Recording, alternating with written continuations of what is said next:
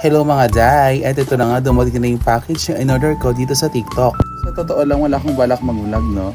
Pero dahil dito sa bagong product na ito, oh my God! Biglang napabideo si Ating. At ito na nga!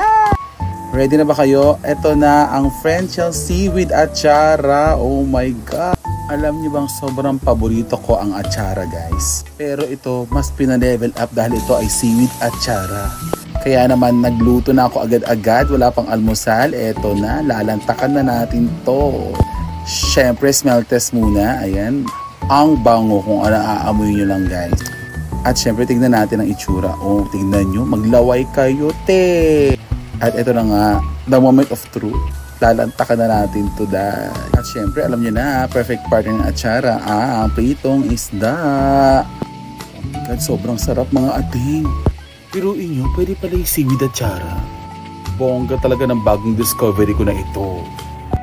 Let's try naman this spicy version. Hindi ako mahilig sa maanghang pero try natin to, guys. So, yung amoy niya naman, hindi siya ganun kaanghang. So, it's a good sign. Alam nyo guys, hanggang ngayon na-amaze pa rin ako dito sa seaweed achara na ito.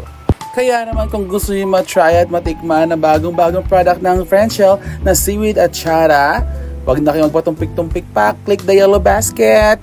Go, go, go!